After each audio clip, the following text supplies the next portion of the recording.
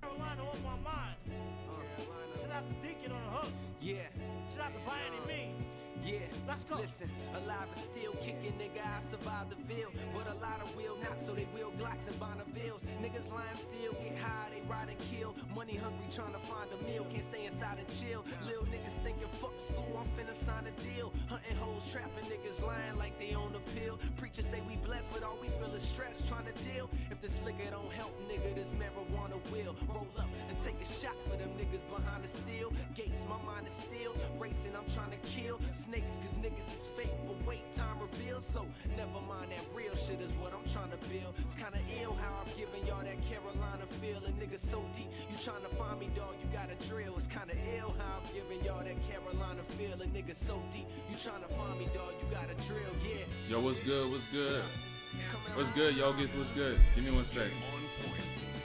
Any given time, got the city on my mind. The city on my mind, the city on my mind. I'm riding around feeling like the city, it is mine. The city, it is mine. The city, it is mine. And any given time, Carolina on my mind. Carolina on my mind. Carolina on my mind. He said, I feel your pain, nigga, but I'm trying to go for mine. I'm trying to go for mine. Yo, what's good? By the way, what's good, Yogi? What's good, Malcolm? What's good, C? What's good, Ricky? And No Care 7, what's good? And also, what's good, Z? I don't know if you're still here. But, first and foremost, let me address what Z said off stream before I even started this joint.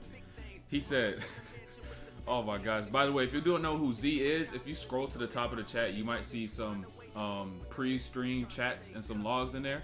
And that's who I'm talking about. He said he's suffering. Dear Christ, does a team have 3 centers in the year of our Lord 2024? I still yell Nikola no matter what. By the way, he's Serbian. He's Serbian. So no matter what the defense throws at him, he's going to stand his ground. Send these foul wolves into abyss. First of all, let me say this. He said no matter what defense is thrown at him, he's still going to stand his ground. And it looked like he'll stand his ground game 2, gang. Game 2, he had what, 16 points? Them motherfuckers scored 80 points. They locked him down so bad they took him back to the 80s.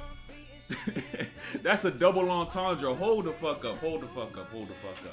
Nah. That's a double entendre. I don't even think y'all realize what I just said. I just said the Timberwolves locked the Nuggets down so bad they sent them back to the 80s.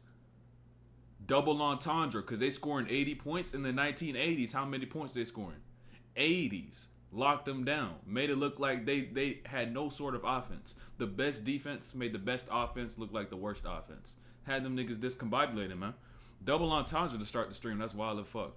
But then this other thing he said, they foul wolves. The Wolves not fouling, let me tell you that. Straight up defense. That's just straight up disciplined defense, first and foremost. So Malcolm, you said how to dribble like Kyrie.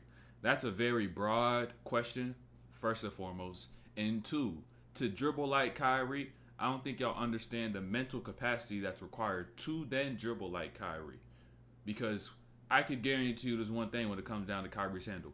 He's a free mind. Meaning that anything he does, it's not because I want to do this move or I want to do that move, or I think that when I dribble there's some sort of limitation, because there's no limitation. There's no box. There's no ceiling. There's no roof to anything that he could do and put together. And so the one most important thing I would say when it comes down to that a lot of people don't get is a creativity aspect of having a handle of that level. Being able to string together moves as to what you don't even think of, and you just do it because that's what the situation calls upon. And so I would say from that standpoint, 1, the creativity was what's going to unlock a handle that's smooth and that's fluid and that's just free flowing. And then from an actual skill standpoint, like actually dribbling the ball and having the control, I honestly think that's one of the easiest parts to get when it comes down to ball handling. The tougher part to get is the mental part, right? The ability to flow, the ability to be creative, and also the ability to not restrain self and try to do something and just simply do something. I don't even know if y'all even understood what I said just then and there, where you don't try to do something, meaning you go into this with a certain intent and you want a certain outcome and result, but you just do it and you don't even have to think about it. And that's how a lot of the shit is when it comes down to a player at that level and that skill. So, how to get easy buckets. No, Kerry said, he said how to get easy buckets. Easy buckets, easy buckets, easy buckets. I'll say the easiest bucket you could get in basketball are off a backdoor cut or just running in transition. Like running your lanes in transition. But the only reason why people don't get that easy bucket, the running the lane in transition, the backdoor cut's a little different, but the transition one, getting those easy twos, is because people don't have the stamina to run in transition. Simple as that. A lot of y'all not even conditioned enough to be able to go constantly sprint down every single time. And then the one time out of the 40 times you sprint down to get to your spot, or the 2 times, 3 times, 4 times it might be, 5 times in a game that you actually go sprint to your spot, you may end up getting a few layups. But a lot of people aren't that persistent, and they just don't have the capacity. They don't have the VO2. They don't have the VO2 max to be able to sprint that much, going back and forth, down and back, playing defense, stopping, going from corner to corner. Like, some people don't even want to do that, and they think you got to always score with the ball in your hands. That's where you got to fucked up. And then the backdoor part, the cutting part, a lot of people just get caught ball watching. A lot of people get caught ball watching. They sit there and watch their teammates do what they need to do. Before you know it, boom. Just like that, what ends up occurring? The possession is gone. You did nothing to put any pressure on the defense. You did not make any movement. You just sat there and watched your teammates as you're sitting there and thinking, why am I not getting the ball? But in reality, what you got to, if you want to get the ball, first and foremost, let me say this.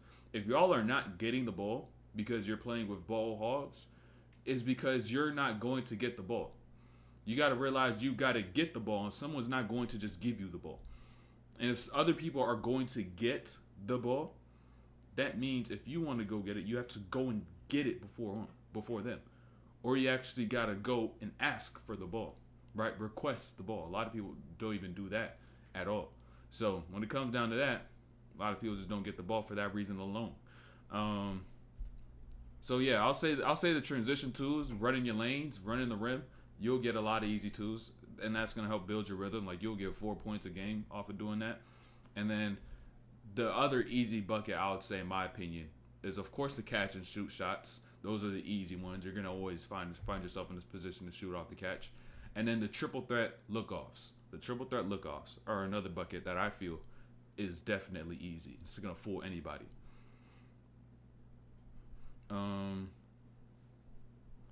Been waiting days to ask that. Oh, how to dribble like Kyrie? That question. The mental capacity I'm trying to tell y'all. It's the mental stuff. It's the mental stuff, and it's hard. I would say it's hard to get, but I would say it is. People don't know how to get it, but once you know how to do it, it's not that hard to do. I'll put it like that. It's not that hard to do once you know how to do it. That double was a bag where they make that K-Dot sound like a 500 IQ jeans. Wait, what you mean? What you talking about? What to do up and unders and reverse layups? That's just situational. Like, it's hard. You also gotta mess up here too. Up and unders and things like that, those reactive, instinctive moves, you can't think through it.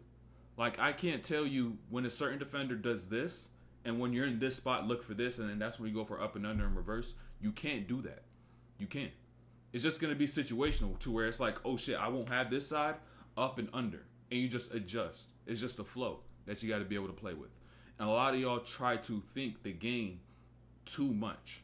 I try to tell y'all this as well, is that when I'm watching film, I'm not going to go and play a game and think as much as I do when I watch film.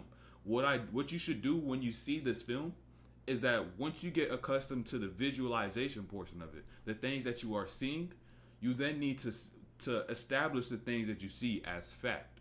Once you establish what you see as fact, once you now go into a game and you see the same thing, you will now operate according to what you have built that basis upon, right? That fact that you have laid when it came down to a certain thing, right? And so you'll just simply see it and you will do. You already know what to look at. You already know certain things, certain markers to be aware for, and then you'll simply go and do.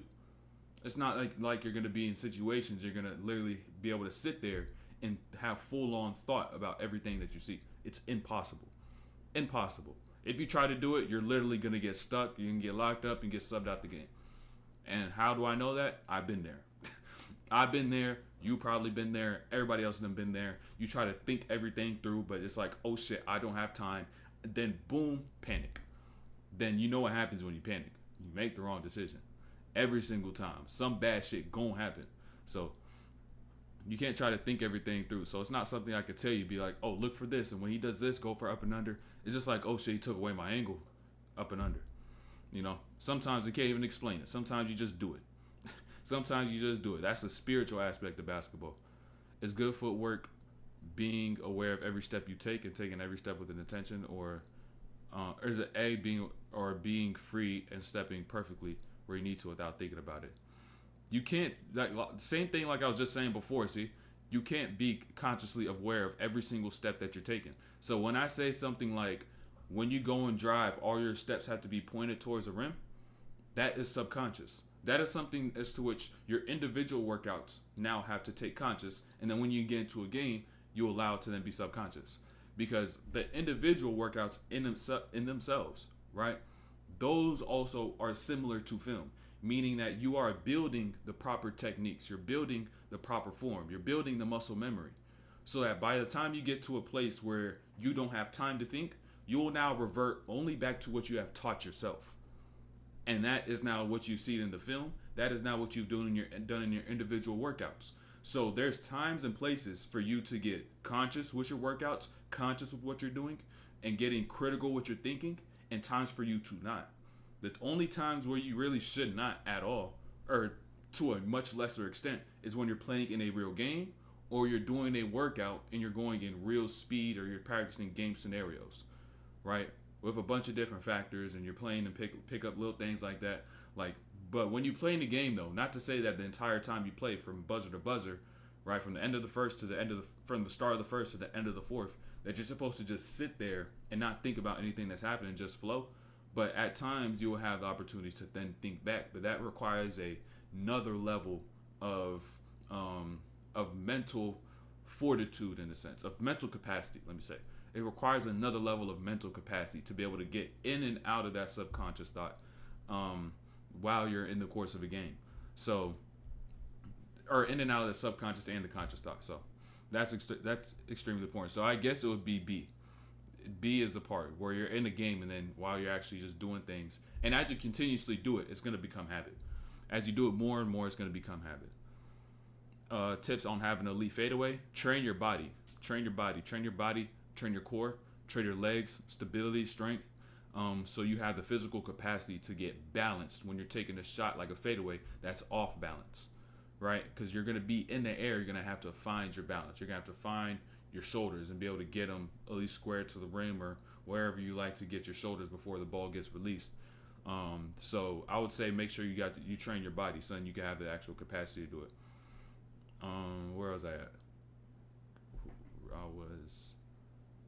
Okay, fadeaway right there. Can you do breakdown videos of high school, college basketball?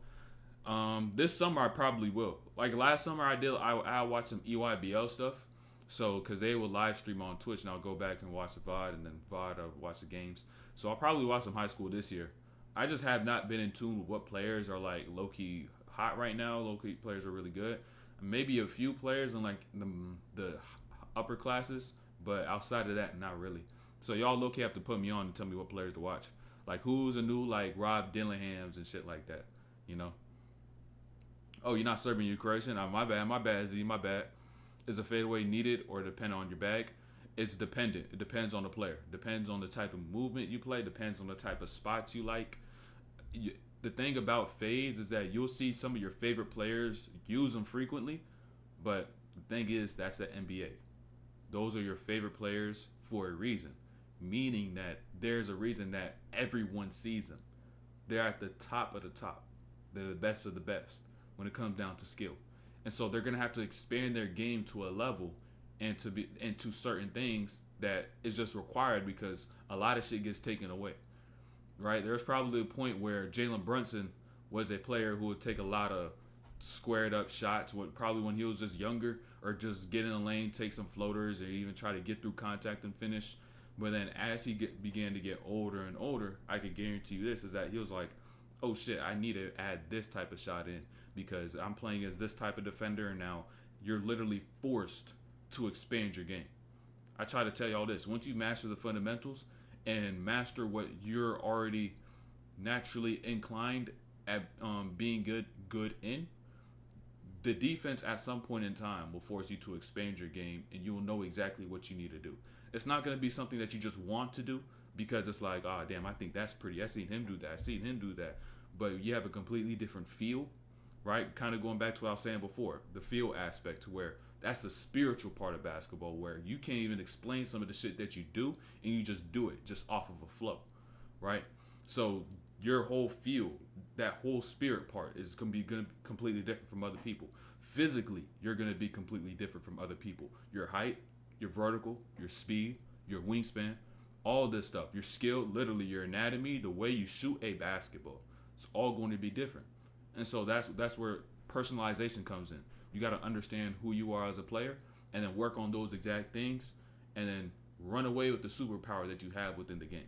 Work on that, master that, and then that expansion, like I said, is going to force you. You're going to get forced into it. Where was I at? Yeah, so do you need a fadeaway? Honestly, especially in high school, you don't really need high school. Like, you won't really need a fadeaway. I'm gonna keep it a bean. I didn't have a weight room workout for this week, but I did the encore part of the Patreon, bro, and I was crossing the fuck out of everyone. I'm telling you, and imagine you look, Yogith, right? Yogith, you did that workout one time. Imagine once I upload the part 2 to that workout, like the workout that's complementary to that, meaning I just got the same structure, but then I just switched out a couple parts so that you could be able to work on the same exact concepts but a new stimulus, and then you keep doing that for, say, 2 times a week over the course of a month, or over the course of a couple months, or even beyond that, more and more, because I'm gonna add more and more workouts. Imagine how it's gonna be looking like, right? Imagine how scary like your crosses and your moves are actually gonna be, because you're actually getting comfortable playing at this level to where you are a threat. Be trying to tell y'all, to play low, you got to train low. If you want to know how to train low, make sure you tap up top in the chat for the Patreon, because I'm dropping workouts, breakdowns, all that stuff weekly. About three Patreon videos a week: breakdown, on-court workout, and then a weight room workout. And it's all going to allow you to get your shooting percentage up, reach that 40% club, going to get your vert up, it's going to get your movement up, hitting a bunch of different topics and a whole bunch of skills that y'all need. So, where was I at? How to get downhill with minimal dribbles, quick go moves. High. I would say look at someone like Dame. Look at Dame when he goes and attacks the rim. Dame, when he goes downhill, he just uses his tween. And if he doesn't use a tween, he's probably going to use a tween. Or he may just be stationary, go out of a lunge, or boom, in and out. Like, he keeps that shit so simple and condensed. And that's the one part of Dame's game that's overlooked. A lot of people just think he shoots threes, but when he doesn't want to shoot that three and wants to get down, everything is so simple. So I'll say, from a guard standpoint, look at someone like Dame and how simplified his attacks and his game is. Ball to get really good for the summer. The only thing they got is a 3v3 thing, and normally they'll pick up and bowl with friends. Do you think this over summer? So, Ricky asking, should you do that over the summer? I would say you need some sort of, if you're new to basketball, you need experience playing, so then you could actually understand just what it's like to be there. Regardless if you play shitty, you play the worst you could possibly play, because you low-key do need those games, like where you just play, like it's just like, yo, I'm dog shit right now. Like, you need those epiphanies and those realizations. I would not be knowledgeable of what I do if I did not go through that type of failure, where I was just like, yo, I'm getting cooked. Defensively, I'm getting beat. Offense, I can't hit shots, but yeah, I'm still finding my way on the floor. I don't know how the fuck I'm doing it, but I'm doing it. When it came to the game, it was just like, dog, I'm getting cooked, but I'm doing it. I'm still here. You know what I'm saying? Because it was tough for me to be able to convert that in-game skill, or that general skill that you see in pickup, to the in games, because it's 2 different games. So, yeah, you need those experiences though. So I would say definitely go and do it. Improve court awareness. Sometimes I don't do the right decisions. Hey, Pico, it's as simple as this. I need you to track down all the decisions that you made, the wrong decisions, the right decisions, and I need you to reflect. And if you did it wrong, I need you to correct. And if you did it right, if you did something good, I need you to reflect, and then I need you to reinforce. Two things that I promise you, it's just that simple. If you want to just simply get better by yourself, you just simply either got to reflect and correct, or you got to reflect and reinforce. Meaning that you reflect on what you did wrong, and then you correct what you did wrong, or you reflect and see what you did right, and reinforce the behaviors that you did right. Simple as that. That's all you got to do. That's how you can be your own coach every single game. You don't need to go at no film. You don't need to go X, Y, and Z. Reflect, correct, reflect, or reinforce. That simple. That simple. Do you think this is enough to be a point guard starter? I'm 6 foot. The other point guard 5'9", but he's quicker with better handles and experience. I see. It sounds like you're looking at a player. Let me say this. You're seeing your competition and someone who's in a spot that you want, and you're only thinking about what they do good, but you're not seeing the things as to which they do bad, right? And so if you want to be able to take their spot and show that you're better than them, expose their weaknesses. So don't come here and say, oh, he's really good he's quicker, he has better handles, more experience, but does he finish at the rim better than you do? Does he shoot better than you do? Is he tapped in and living at a high level that you should now be aware of being in by simply tapping into the stream? Is he gonna live in the same ways that you do, so you could live according to growth and progression, and not just live like an NPC, like a regular person on a day-to-day, just doing what you should do and not thinking about the higher levels you could reach to? Is he gonna be operating in that manner to where everything you're doing is oriented towards you becoming not just better as a player, but better as a person, which also will then be just a byproduct, and the way you live will translate to the floor. So is he going to do the same things you will do? You got to start seeing the things to which certain people lack, so you can then expose that. And on top of the things that he does better, you do the same thing with your strengths, right? Is he working as hard as you? Is he in the gym for as long as you, as often as you? Let me not say as long as you are, because efficient work is better than just being in the gym 3 hours. So let me say that. But yeah, what is he not doing? What does he not have? And then you got to expose that, and then also just work harder, outwork everybody. So even if he is better than you right now, is he going to be better than you in a month, 2 months, 3 months, 4 months? It's not about a game of right now. It's about a game of later. Once you understand the game of later, then you're going to become greater. So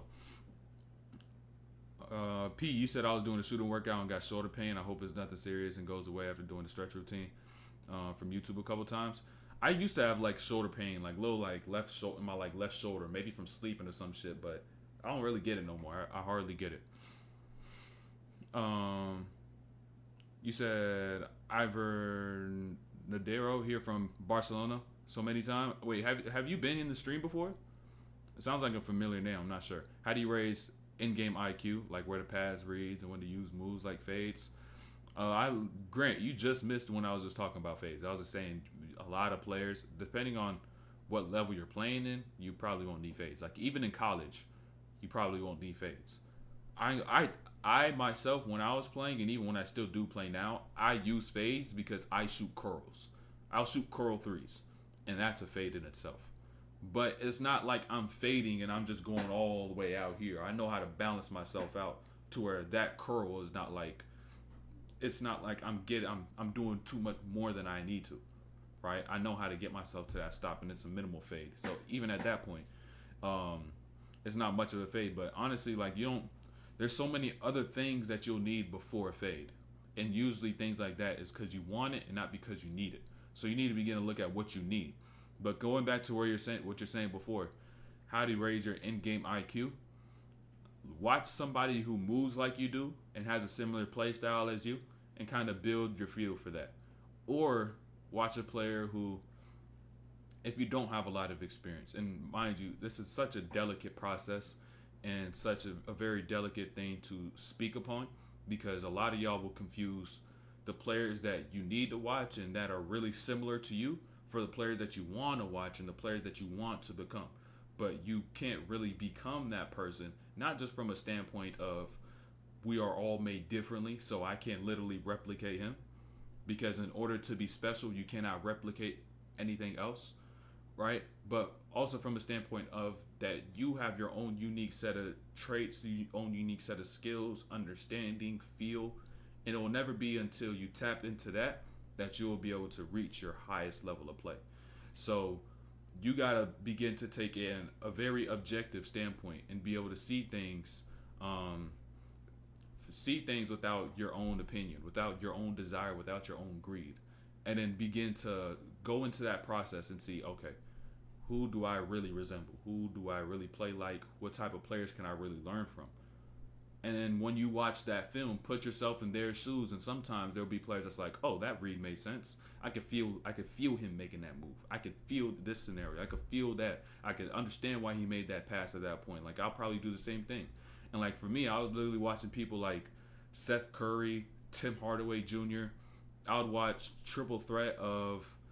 I would only watch Kobe score from the triple threat when he got played with a gap. That's the only time I'll take anything away from Kobe. Not his post fades, not anything from his handle, not his dribble pull-ups. Just his triple threats when he got played with a gap that he could shoot over. And so now I began to get a good understanding of how I must feel a gap out with a defender in front of me. And like, can I shoot over that without needing to dribble? Right? How could I be able to create that space, and what's the type of feel I need for that? So a lot of stuff get confused, but I would say go about playing, and then I'll even say do the same thing like I told Pico. Reflect and correct, or reflect and reinforce. It could be as simple as that. So understand what works and what doesn't work. You got any saved type workouts within your Patreon plans? What you mean saved workouts? Or sand workouts. I thought you was like typing some shit out. Nah, I don't got sand workouts because I don't like to do things that aren't accessible to most of the people that are there. So like, not a lot of people have access to a sand bed or like a little beach volleyball thing or a beach shore. So it's not like I wouldn't want to go make a whole workout towards that because I know a lot of people won't be able to do it. So it'll just be a video for like 2 people out of how many? Like it'll be like 2 out of 50 people. So it's a hard resource to access, which is why I don't even use things like a Viper. I don't use things like barbells and Smith machines. I try to even show y'all variations that y'all could do everything with the dumbbell, because I know dumbbells are the most accessible weight that you could get for a gym. So I like to do a lot of stuff as to which y'all could get easy easily get a hold of. I ain't dog shit like I feel like I need to apply practice. So Ricky, I would say you probably have the skill, but it also boils down to experience as well, which is why you got to get those experiences. You guys got to play those games and just reflect and correct, reflect and reinforce. The newest workout for staying low handle. My type, I'm gonna use it regularly. Hey, I'm gonna drop a part 2. I may fuck around and drop a part 2 this weekend. I may do a part 2 this weekend. And like I told you, P, I'm trying to tell y'all already got the handle. A lot of y'all already got the handle and the ball control. Y'all just don't have the movement and creativity. Just simple as that. You don't have the movement and you don't have the ability just to think freely. And that's the part that's going to unlock your entire handle. So I'm trying to really show y'all, like, this is the first, like, one workout that I'm going to have in a probably 8-week, 10-week workout program phase that I'm going to build through the Patreon and then ultimately compile and then put this shit in an actual program. So like y'all get in the sneak peeks. Like I hope y'all understand, like this is like the beginning of a revolution, like an evolution when it comes down to this. Cause when I actually compile it and drop it, that shit gonna go crazy. Day by day, you gonna know what workout to do, what thing to focus on. Like y'all really getting the first bits and pieces of it. I'm trying to learn how to drive in and get a layup. I have the best handles on the team. However, I don't know how to use them to contest a shot in the game. Well, you said you have the best handles on the team. However, I don't know how to use them to contest a shot. What you mean contest a shot? Or I would say, are you trying to say use them on contested shots? So like layups over contested shots. I would say one thing 211. Do you have a floater? You say you have a layup, but do you have a floater? Because them layups are going to be contested. You're going to see people come over, hands high, you know what I'm saying, straight up. But are you able to go and drive and just stop short and float? You need to go watch that. Like, watch Jalen Brunson when he gets into the paint. He never lays unless he's wide, unless there's no help defender stepping over and he's blown by this other person. He never lays. Like, he rarely lays. Like, maybe too late. Like, if he drops 50 or 60, like, say he drops 60, he'll probably have 2 to 3 layups, but he'll have 6 to 7 floaters. 3x the amount of layups he may get. Kid you not, and that may be a low ball on the floaters because he be floating his ass off. So, like, y'all got to understand, especially as guards, you're going to use a floater more frequently than you will do a layup. Right? Y'all got to understand, especially the small guards. You will use a floater more frequently than you will a layup. And even if you're at the level where your height isn't so vastly different than the tallest players you're playing against, so the tallest your centers may be 6'4", 6'5", instead of like a 7 foot like it's an NBA or pro or overseas, right? Even at that point, if you want to be able to play the game past your level, you got to also add that part in, because it's better at it now than later. And on top of the fact, it's not like you're going to always try to jump in with the trees. If someone is 6'5", you just want to jump, bump, and hang and try to lay with somebody who's also on your hip. So get that floater. And you don't even need to worry about contested lays and contested shots or nothing like that. Tips on rebounding for guards. I also realized rebounding boils a lot down to just hustle. It boils a lot down to hustle. And also, like, you got to have a good ability to track the basketball. Like, Dennis Rodman talked about it in The Last Dance, where he knew when MJ shot a shot, he could tell where the ball is going to go down, whether it's going to go on the rim, whether it's going to hit the left side of the rim, the right side of the rim, or whatever part of the rim it hit. He knew where the ball is going to end up being, and he'll be able to beat the defender or beat his man to get in the ball, or beat the entire defense to get in the ball, whether it was on offense or he was trying to get offensive rebound or defensive rebound. And so there's an aspect that comes down to you being able to track the ball and understand where it's kind of going, then being able to get a jump out on that, put yourself in that position. But the best thing you could probably just do to start, until you do get that feel and that understanding, and just reading the ball as it goes down, is about to hit the rim or whether it's going to go in, is just box out. Just box out. Because if you just want to play the numbers, if you have offensive players who are playing on the perimeter, they're all on the outside, right? Perimeter, they top of the key, wings, corners, five out. And if someone shoots a shot and everybody decides to go and get to their man and put their body between their man and the rim, what's the likelihood that you just end up getting that rebound?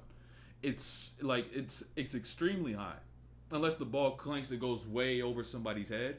But if everyone simply did that, and it may seem harder than it sounds, but it's not that hard when you just tell everyone to do their job and not just sit there and just play into the habits that you built for so many years as a kid and just watch the ball go and hit the rim. If everyone did that, you know how many rebounds a team would get? But that's why a team like Philly lost. Josh Hart would come in that joint every single time a shot came up. Crash, grab, Hartenstein. After Hartenstein will come over, Brunson drop. This is really this is the real reason, right? I just really thought about this now, right?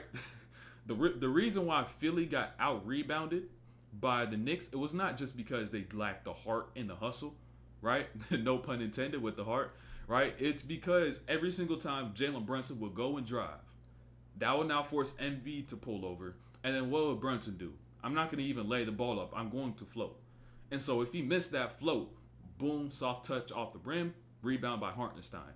Or he'll get into his mid-range, fade, and be still pulled over just to protect the rim. Shot, soft touch off the rim. Hartenstein comes in, Hart comes in, and then Anunoby could come in, boom, offensive rebounds. Because now you take the biggest player to the other side of the rim, and now you have these opportunities elsewhere while Embiid is focused on something else, right? So that's another thing where if you even think about Philly in their perspective, what if everybody just decided to say, whoever is even just guarding Josh Hart, fuck that, just Josh Hart. Whoever's guarding Josh Hart just said, fuck staring the ball down. Anytime I see a shooting motion, I turn and I hit. But no, it was just every single time. And then they'll turn at the last second and then try to get their body on them. Then before you know, it's way too late. So, oh yeah, a little tangent on rebounding though. I just be getting some tangents when it comes down to certain topics. I just be flowing though. I feel like I watch a stream and work hard, get better IQ, and I feel like I need to apply my knowledge.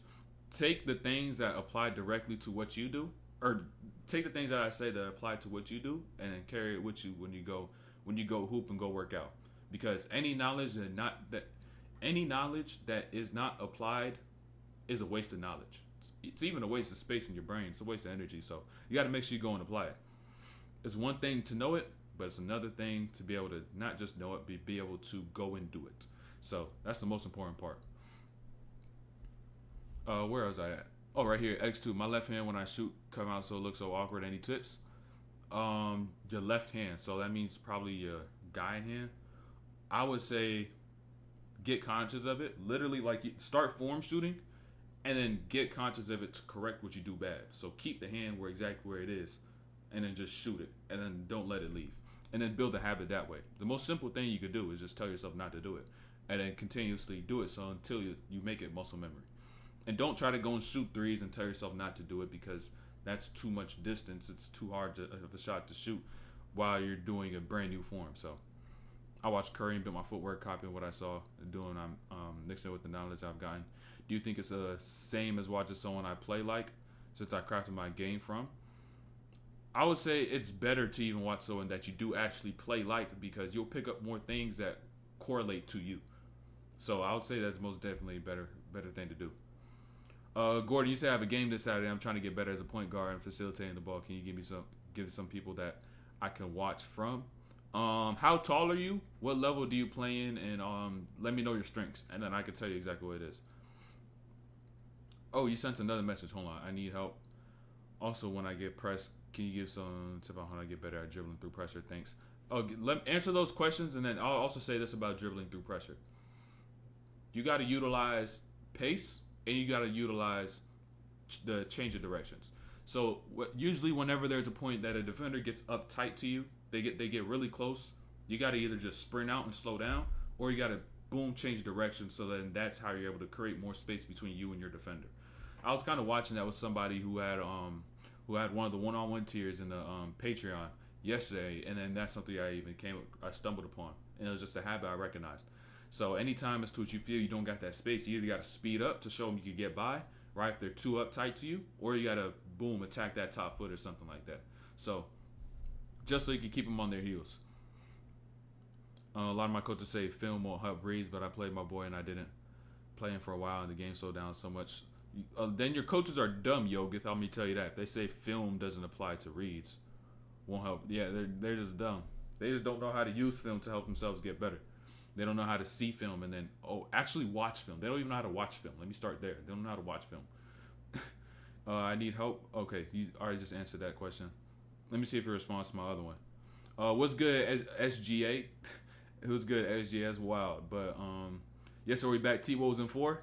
Dog, it's really looking like about to be T-Wolves in 4, man. It really looking like about to be T-Wolves in 4. Although I'm not nervous at all in games, I feel such a pressure to do something with the ball when I get it, and the game also feels so fast. I would say if the game does begin to feel fast when you do get it, you've got to understand where that may be coming from, meaning that you may be trying to play the game with too much consciousness and with too much control, but at that speed you can't control it, and so everything's going to be coming at you like this. And there's also a level of internal just calmness and a level of demeanor that you need, so then that shit don't get to you. Which is why I started meditating. I started meditating my sophomore year, so that was 2017, 2018 ish, and I was just every time I get in a game, I can't remain calm. It's not even the fact I don't have the capacity. I'm getting sped up, but I just simply can't get here. I can't be in this spot and my nervousness and essentially is just getting the best of me at that point. So everything I'm doing is just sped up, but in reality it's just just calm down, play another game. And so now it's just I could just get myself calm. I can just get myself calm. He said you're sped. Whatchamacallit? How much is too much training?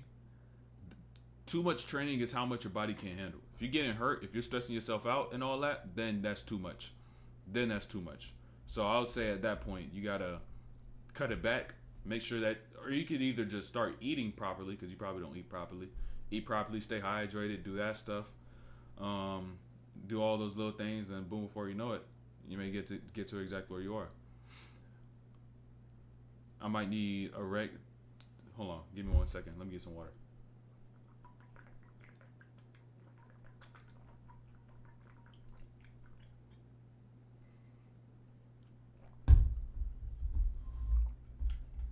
You might need a recommendation too. I'm 6 foot, explosive pace, nice handles. I'm a good shooter from. You see, that's where you messed up. I thought I said speed. But if I did, my bad. But I thought I said sped up. Right? I think I said sped up.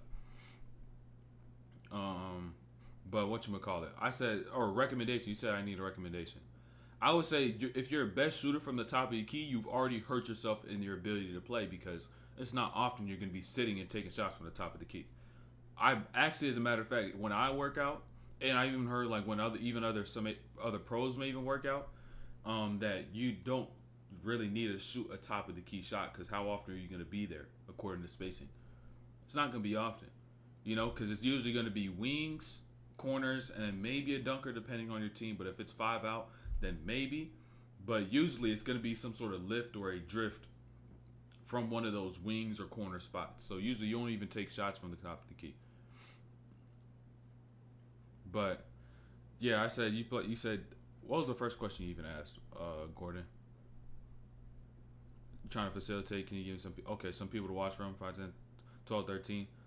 But also you said you deal a lot with handling pressure and handling pace. My best attribute is probably speed. I would say then to watch some, if you struggle with pressure and you're playing in high school, you could watch college basketball.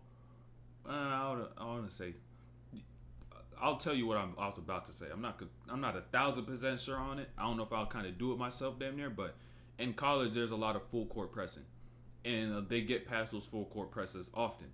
And so it'll show you how you kind of got to handle pressure, initiate an offense, which could be to your benefit. So I would say you could watch that. It's hard for me to be able to pinpoint a player that you should watch, and that is based upon your physique and your movement, because you are 5 foot and you're 12, 13, and your attribute is speed. So I would have to literally see your anatomy physically and see you on a basketball floor to understand, like, oh, this is kind of how you move at this age. But at the same time, at 12, 13, you have a shit ton of room for you to be able to improve your movement, and your body's going to change, so your movement will probably change as well. So it's hard to gauge at that point, which is why when you're younger, the most important thing is experience, right? Just getting exposure to the game, getting familiar, just being in the course of a game, and then you'll be able to find what you do well, and you continuously do that, and you'll see your weaknesses, and you improve in that manner, because there's still so much development to go on physically, through that maturation, that you'll end up getting to a point that's so far from where you started. So I would say the most important thing would be just playing and learning from what you've experienced. That's probably going to be your best teacher. And even with, same thing kind of with you, Ricky, as well. Like, it usually boils down to this. Think of a person who does something that you do bad, who does it well, and watch them. And watch them do that exact skill and see what type of things they do. I'm 15, 6'4", done growing and trying to make the transition to a guard slash SGA. Is Shea, or guard slash shooting guard, is SGA a good player to watch? I've been forced to play big a lot, so I got decent finishing. I wouldn't say SGA would be the person to watch. And how are you even done growing at 15? If you 15 and 6'4", how the hell are you done growing? If you done growing, did a doctor tell you that? Because if the doctor told you that, it's probably false. And I can tell you, you could grow more if you eat the right foods. I promise you, if you adjust your diet, you'll grow more. Guarantee you. I could guarantee that. If you eat properly, you'll grow more. So, first and foremost, would Shea be a good person to watch? I would say if you're going from a big and you're trying to play guard and you want to watch Shea, you don't have the physical capability to watch Shea and be able to replicate Shea because the angles and the areas he's able to play at. So I wouldn't even say to watch Shea. I would say watch more of a traditional style of a wing player. Like I would say the first thing you even got to learn before like the handle and that shit is how to play off the spot up, how to play off the catch, right? That's probably the most important thing you got to learn right now. So I would say to just watch how teams as a whole are able to play off the spot up, how they're able to get swing passes, get into their shots. If you can't even shoot in a spot up situation and have a base and just get up into a shot, having a base when you dribble is going to be 10 times harder. It's going to be 10 times harder. So like doing little things like that will prepare you then to get to the next level, which even if you do take shots off the dribble, you're probably going to then be low. If you be low at that point with the dribble, then you got to go up. And that same thing is taught just playing off the catch. So if you can't even play low off the catch, then it's going to be harder to do a shit off the dribble. So I would say learn how to play off the catch first. And it's going to be the most common spot you will see yourself in basketball regardless of your play style. You'll always find yourself in a spot-up situation. How do people know they stopped growing? Exactly. I have no clue, Samuel. No clue. You think I should focus on improving my shot and movement for now? I would say if that's what you need for your team, for you to have the most success with your team, like going into the next years and whatnot, I would say then that's what you should do. You think I'm gonna hit 6'2"? I'm 16 right now. I mean, possibly. Depends on your diet. Depends on your nutrition. Depends also even on genetics. How much taller you could get. We about to get into this breakdown though. What's a good player to watch for me if I'm 14? Same concept with you, Yoga. Same concept. I'll have to literally see you physically move, and then I could try to pinpoint. But even then, you're going to physically mature to the point where you're going to stray away from how you move right now just because of your age and also your exposure to working out. Like the stronger you may get at this point in time, like for your weight while gaining this functional strength, that'll change how you move because you will have these new levels of mobility, new ranges you could tap into. So now your movement pattern will change completely. If you seen how I moved when I was in high school, and you probably would even be able to see that because I didn't even dribble the ball once, right? Which showed you I couldn't even dribble at all. And then if you see how I dribble now, it's like I couldn't tell myself this is how I move. The only thing I was good at basing the game off of was how I felt when I was in certain spots, which is why I only watched a lot of catch and shoot players because that's how I played, right? But my movement expanded in time because that's something that could improve. So, yeah, it could change. Doc said, and I stopped for a while. It seemed like you don't want your ass to grow. The doctor saying you're done growing. Yeah, you're done growing. You're done growing, bro. Niggas in that, bro. Jason Tatum grew in the NBA. Niggas is like 18, 20 growing. Like people in the NBA get to the league and they keep growing. It's just crazy, bro.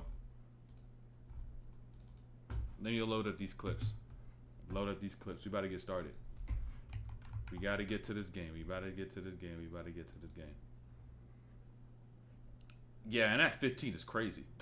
Told you stop growing up. I didn't even stop growing at 15. I stopped growing like 17, 16. So that was wild as fuck. Jit might be hating. Jit might fuck around and be hating. Sheev.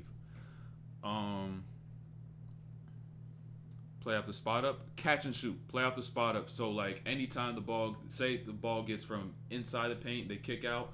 Catch. You could catch and rip through off the catch. You could catch and shoot it. You could catch, jab and go. You could catch, pump fake, and then 1-2 dribble pull up or some shit like that. Like that's a spot up game. That's a spot up game. I got a few clips in here where I'm gonna talk about it. So when you hear me talk about spot up, when you hear me talk about catch and shoot, that's what I'm talking about. Doc Hayton because he peaked at 5'8", no cap. Doc Hayton because he missed he didn't make the high school team. Doc Hayton because he ain't make the high school team. What do you think about drinking milk daily for weight? I'll say be careful. Because I haven't done a crazy amount of research even into like milk and dairy in itself, but it does have like calcium, but also does have added sugars, and depending on what you're lacking and nutrients and vitamins and whatnot will determine what you should be eating. But if you have like a balanced diet, it's not like milk is going to be it's gonna be like some shit that's gonna take you over the top. It's gonna be like some fucking genie making a wish, and then you just drink milk and boom, you just get taller or some shit. If you're deficient in like calcium or some shit, it could help.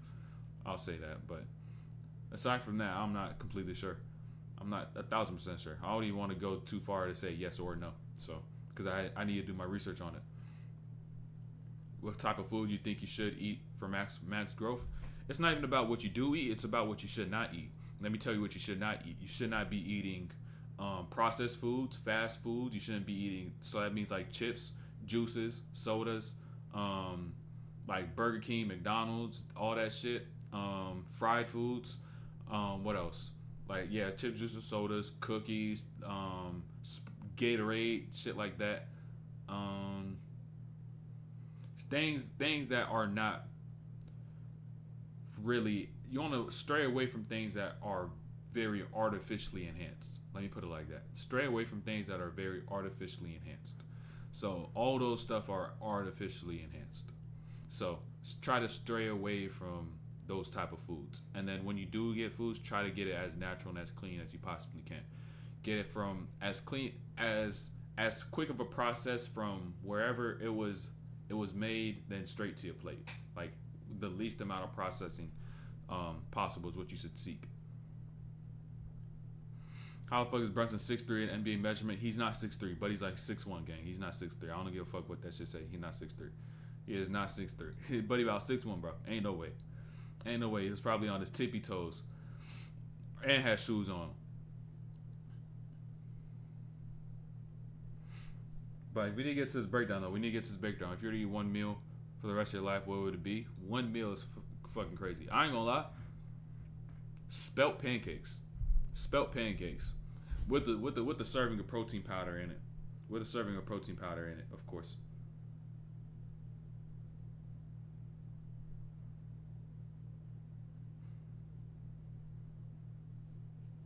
Cause I ain't gonna lie, y'all probably never even heard of spelt pancakes, but I got a Dr. Savy alkaline food recipe cookbook. That should be it, and I ain't gonna lie to you, man. That should be hitting, bro. That did be hitting. But the ingredients for it are a little expensive. Like you use a spelt flour, walnut butter. Exactly. Y'all don't even know what that shit is, man.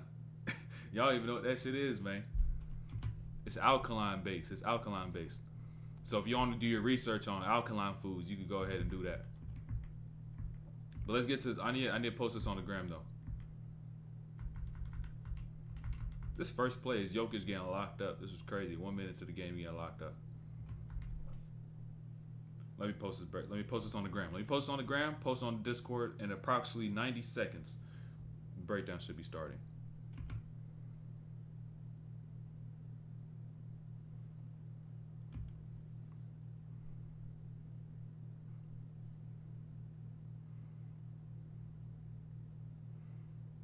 Now y'all made me think of actually want to eat spelt pancakes. I may fuck around and eat some pancakes for dinner. Y'all just made me think of that shit right now. I'm like, damn, that shit low-key be hitting. But I don't know if I can do it. Hold on. Boom. Boom.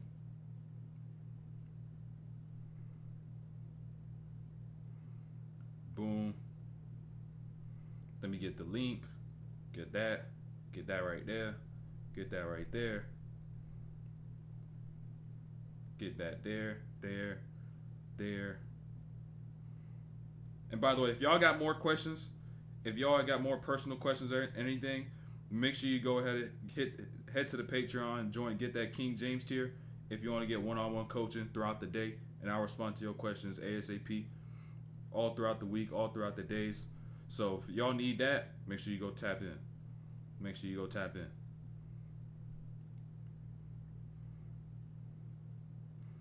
It's in the top of the chat, by the way. It's in the top of the chat. Top of the chat. Let me see this. Boom. Also, let me drop down to Discord. Let me drop the link in the Discord. Breakdown about to start.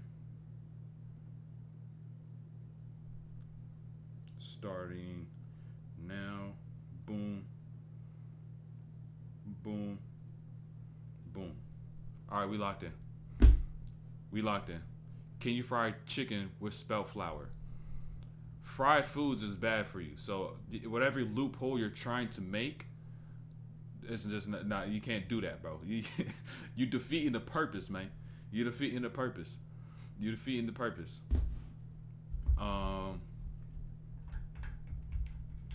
Watch that school all day long, bro. My content just stacked up crazy. Benjamin, what's good? And then Killdeuce, I made pancakes with bananas. Spelt pancakes do have bananas in them. I put bananas in them. I'm supposed to use a burro banana, but I just use a regular banana because I don't even know where to get a burro banana from. So that should be tough to find those spots, and it'll look be taking time. But let me get some water and we about to cook.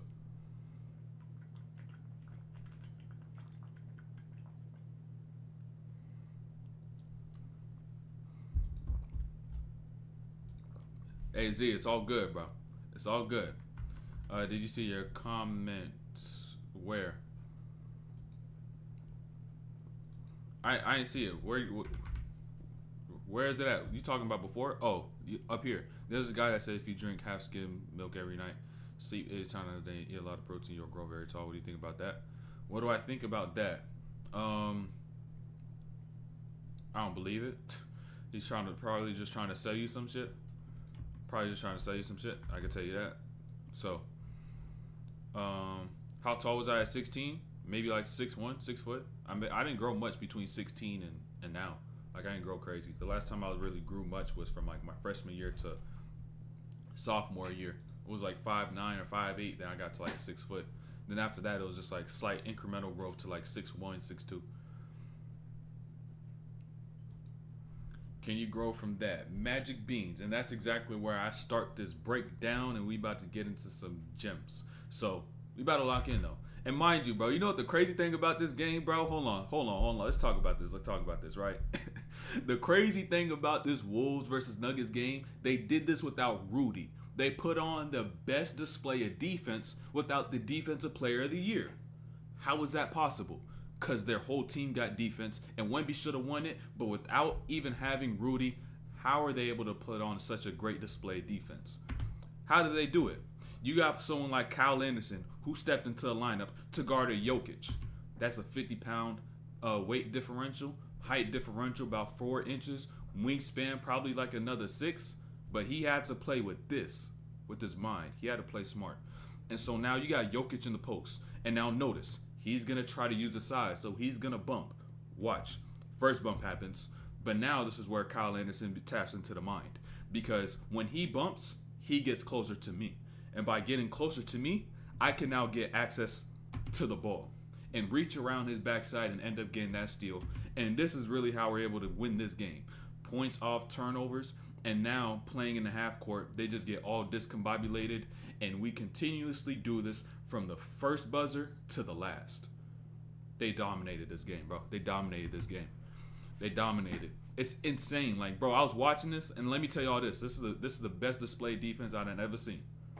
This is the best display defense I've ever seen. When you take into account the fact of who they're also going against, and it's not like it's some regular season game where bottom feeder teams getting locked up.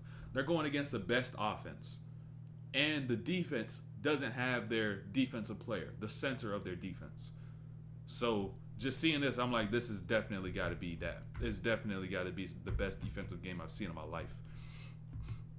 So let's keep it going, though. Let's keep it going. So the defensive efforts throughout this game extend beyond the Anthony Edwards and the Jalen McDaniels, or Jaden or Jalen, I low-key forgot which one is which, but McDaniels. It also stemmed to one of the most important players on their roster, Mike Conley right here. The way he's able to instruct and be a coach on the floor and clean up a lot of stuff. Because he's now in transition, pointing out Nikola Jokic. Someone's got to pick him up, right? He's hoping somebody else does, because I can't guard him by myself. But he just has to end up picking up because nobody is there. But when he picks up, he knows this one thing. He's not going to be by himself on the island. He's not going to be sitting here all alone. And as the second I get to Jokic, Cat comes over. And the second Cat comes over, Ant now goes down. And now Jokic throws that up to AG, and he did not anticipate that pass even happening. Another turnover on Jokic to start the game. Lock up.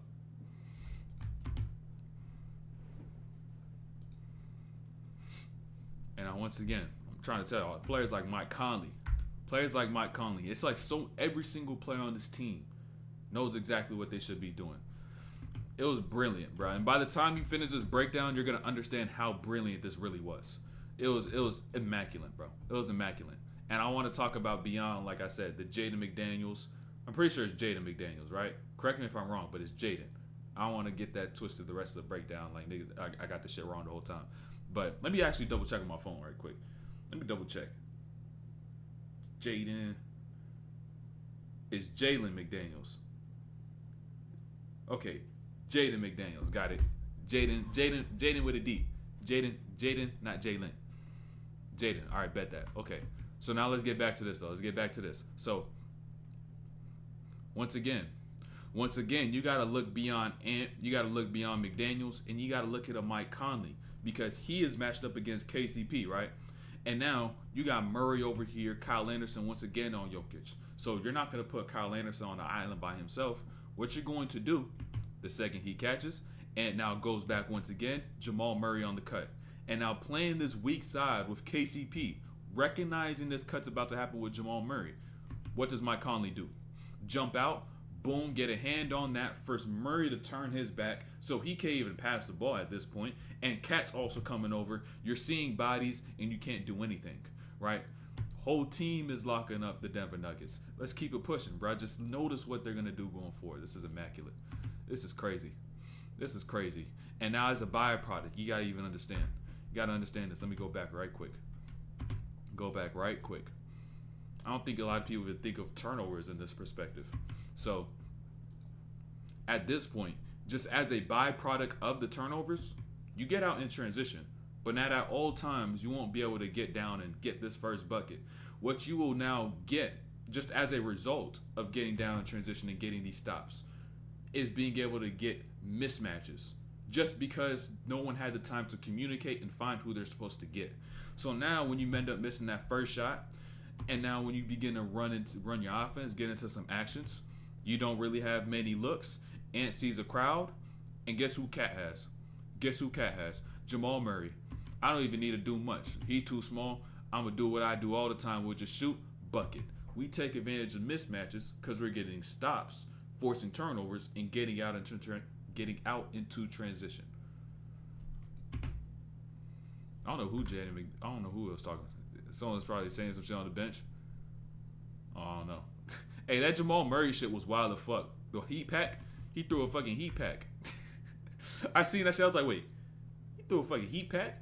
That's how you know, bro. That's how you know you got people, you got them messed up. You got them discombobulated, bro.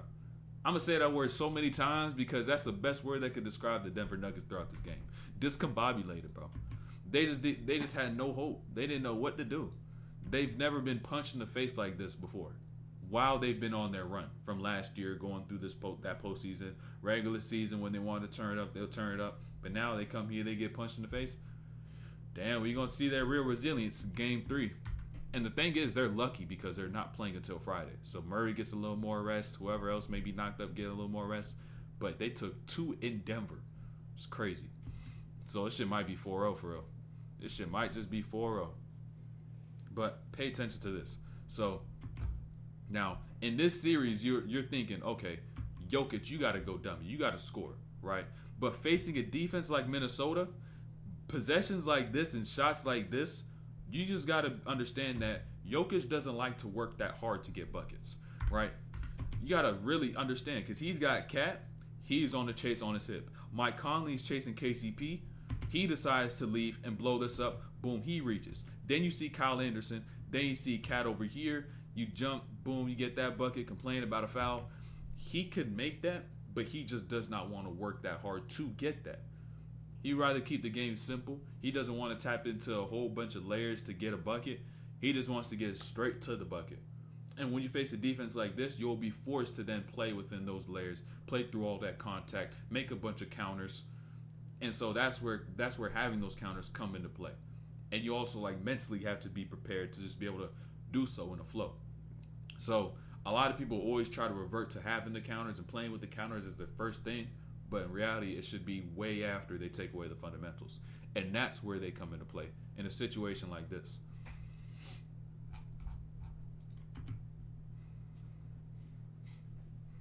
And I pay attention to this.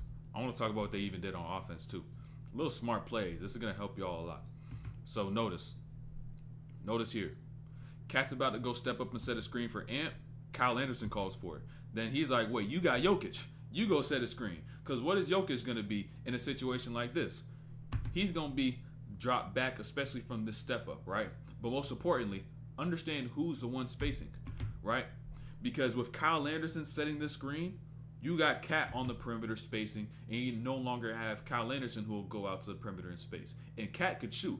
And so what Ant is now going to do is that the second that he takes one step over to this right side, you got Jamal Murray who's just sitting there, hands on his quads, just watching the ball, right?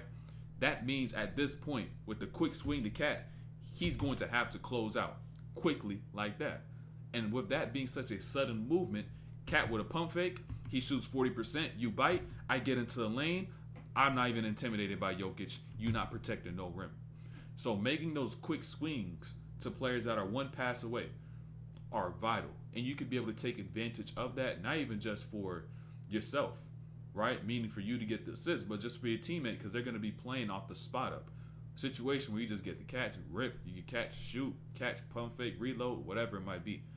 But now it just makes opportunity so much easier. It's an easy opportunity. Simon says jump. But peep this here too. Oh my gosh. This is where it really kicked in. Right? This is where it really kicked in. Notice. I may have to go full speed on this. I got a couple possessions that are very lengthy, meaning they're like 20-second clips. So I'll have to speed some of them up. So notice, right? Look. Shot clock's at 20, right? Look at Karl Anthony Towns. This is how they locked up Jokic and the Nuggets, right? He gets here, physical, meeting him, chest to chest. And by that time, notice Kyle Anderson, right? While he's being so physical, and by the time Jokic gets free, Kyle Anderson, boom, deflects the ball. And now you end up passing the ball to Jokic. You got 12 on the shot clock. And now notice how much time they're taking. It's not until 9 on the shot clock that you actually get into an action that's going to provoke some sort of gravity. That's going to put some pressure on the defense. And so now with Cat shows on this, you got nothing, KCP. Jokic gets us with 7 seconds. You only ran one action that had some gravity, and Minnesota guarded it perfectly. And now what does Jokic have to do at the end of the shot clock? What does he have to do? He looks up. Damn. I got ISO. I got to shoot. I don't really like to score. Get another stop. They're able to trim away time on the clock to minimize the amount of time Denver has to be able to run their offense, to be able to run their system, run that flow. And so it just limits the amount of opportunities because you have less action that's going to provoke pressure. Slow that down. Is VolStream still up later or is it deleted? It's still up. Yeah, it's still up. Appreciate that. But notice this as well. I want to talk about Ant. Right quick. Pick and roll coverages. So let me take y'all back to the start of the game. So first possession of the game, right? You got Ant getting a step-up screen from Kyle Anderson. And getting the step-up screen, he's guarding these step-ups in a blitz. So I can't even score in these situations, right? I can't score with these screens with Jokic in them. But how do I alleviate that pressure? Becomes the real question. And you can do something this simple. This simple could be able to stop you from seeing a blitz. Kyle Anderson gets this catch. Handoff opportunity with Mike Conley. You got Jokic on the drop because he's not going to play Kyle Anderson up when he has the ball. And instead of actually getting a step-up screen where Ant already has the ball, I pass out, I now chase, and now Jokic doesn't have the time to be able to step up and get into a blitz. So now Ant gets here, change of pace on that skip, gets his body skinny, finds the other side of the rim and gets that late. And he's able to take advantage of the fact Jokic is playing in a drop and he's just slower. Cooking him. Yo, what's good, Danny? What's good? This play's a gem. This play's a gem. Look, so notice, right? Notice. This right here is why length matters. No Diddy. You got Jokic with the ball, and now you got 2 7-footers with their hands up high, and that's about 9 feet right there that they're pushing. So what happens as a byproduct? Jokic has to throw this pass all the way in the air, out the frame, that high, just to get it to KCP, which gives time for McDaniels to get to KCP's body, gives Ant time to get to Michael Porter Jr.'s body. He doesn't bite out on that jab, and he's sitting on that step back, and now they locked up that whole possession. I'm trying to tell y'all, length matters. I'm telling you, bro, you got 2 people on that back line with that type of size and have the ability to switch everything. That's tough to guard, bro. That is tough to guard. Very tough to guard. And now Aaron Gordon. Y'all probably watched this and seen how Aaron Gordon was going off to start the game. But it was really fool's gold. It was fool's gold, bro. A lot of shit in this game was fool's gold. Like, you thought some shit was good, but it was not, bro. It just was not. It was not that good as it seemed. So Aaron Gordon started this game 5 for 5. I'm pretty sure with this shot included. And so you're probably thinking as a Denver fan, right? Or as a Minnesota fan, oh, damn, he's getting going. He's cooking early. He's got this many points without Jokic and Murray getting going. This game could really be close. And when there's no Rudy Gobert, there's an opportunity. But in reality, that's exactly what they wanted to happen. Because despite the fact he started out and gave a quick 15, you got to understand, can he actually sustain that level of play? Can he sustain the way he scores? And so the second that he can no longer sustain it, once he begins to cool down after taking shots like this, swing around the horn in transition, now what type of offense will you have? Because Jokic and Murray are still getting locked up, right? They're getting locked up so much to the point where AG now has to take things into his own hands, and he's about to just do some shit that's just uncharacteristic, right? You'll see throughout this game that they had him in so many straitjackets. You had players doing things uncharacteristic, and it's things like this with Aaron Gordon, right? Notice he's got the ball, he gets a screen, he gets Nas Reed, he takes a sidestep from the mid-range. You did not see Aaron Gordon take a shot like this probably their entire title run last year. Their entire title run. Because why? They didn't get punched in the face.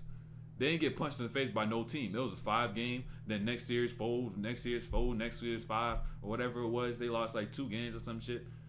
But they didn't get punched in the face damn near that whole time. And so now when you get punched in the face, it now calls upon for you to now begin to resort to doing things that you're not accustomed to. And now here with Kyle Anderson, I want to talk about this. This play right here. This play right here just showed their defense as a whole. Their resiliency and their efforts. So realize. Kyle Anderson gets into that spin. Can't take that contact from Jokic. Air balls and falls to the ground, right? He just fell over. But notice this, right? This is where the Denver Nuggets or where the Minnesota Timberwolves differ from a team like the Los Angeles Lakers. If understand, right? Got to really make this comparison. Right? So if this right here was Anthony Davis and the Lakers when they played the Nuggets, AD is going to sit on that ground for about 7 to 8 seconds and then allow the Nuggets just to run down the court and get 2 points. But now the Timberwolves play with a different level of effort. Jokic gets the ball. Anderson's up in about 1 to 2 seconds. He kicks it down, and then Jokic begins that sprint once he gets closer to the rim. Anderson gets a hand on that because he decided to run back into the play. And now what this becomes is a 4-point swing because it's laid right here by Alexander Walker. Hustle and effort. It's what it boils down to, which is what other teams didn't have. And also the Minnesota Timberwolves have it with the personnel and the knowledge to be able to apply it. Cooking them. And now this is just bad efficiency. Let me just talk about the efficiency of the clock on this play. Like, there's not even much like crazy ball pressure, nothing like that. They just got slowed down because how much they're just getting cooked. So realize this, right? Reggie Jackson has the ball. This is how you're able to be inefficient with the shot clock, right? He has the ball. He passes to Gordon. It took him 8 seconds to do that. That's a third of the shot clock. And now Aaron Gordon hands the ball up to Michael Porter Jr. Michael Porter Jr. back to Reggie Jackson. Reggie Jackson now initiates a pass to Jokic. And it's not even until 8 seconds left in the shot clock that you run an action that's going to provoke pressure. And now in doing so, Porter Jr. ends up getting up here off the screen. Boom, right here. You got nothing. Jokic gets it, 2.5. As a matter of fact, no one even touched the paint, no drive towards the rim. And now what does Jokic now do? Not even get a shot up. That's clamps. That's clamps. That's clamps. That's clamps. And that is even a byproduct of the pressure that they placed on them prior to, which just slowed them down completely. It's ridiculous. And I'll pay attention to this. These weak side help defenders are so important. So important. So what you'll see a lot in basketball of all levels is that these players who guard this weak side corner, like Alexander Walker is now, they'll just sit down in this corner, they'll chill, they'll see the ball, they'll see their man, and probably step over late and help. But with this, like Alexander Walker, like we've seen before, Mike Conley, what they're going to do in this spot is read these actions. They're going to read these cuts so that when these cuts do happen, which is what Denver is able to thrive off, they're able to get here, active hands, and blow up those plays. Everybody's got to be locked in. Not just 1, 2, or 3 players, all 5 have to be in sync.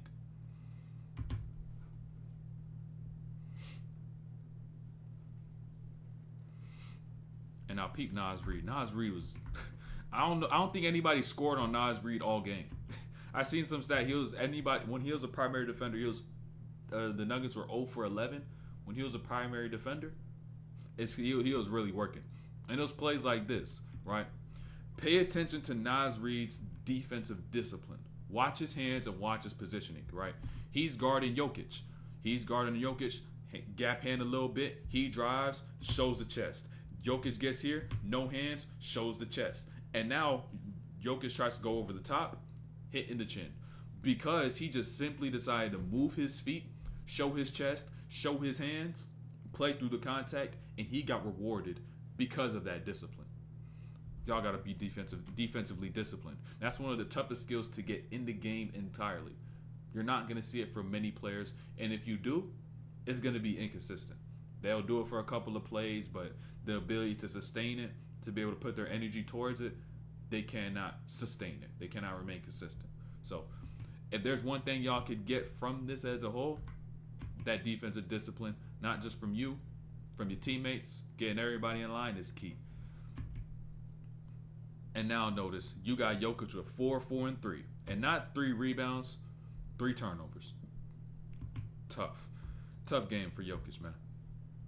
Tough game. And I'll pay attention to Minnesota right quick. This is just a team who's done their homework, right? Notice. So,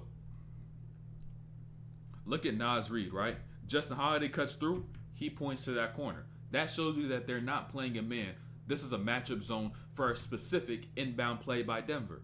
And so now, Mike Conley, he now goes down, tells Nickeil Alexander-Walker to take that corner. And now taking Jamal Murray, you're like, okay, matchup zone, worry about your man. I got mine, you got yours. But it's not even just that simple. Because when you begin to extend your vision beyond just the person that you're guarding and try to seek and make plays and make the right plays, watch what happens. Ball gets thrown, he's watching that, jump that lane right there and then. But even peep what happens.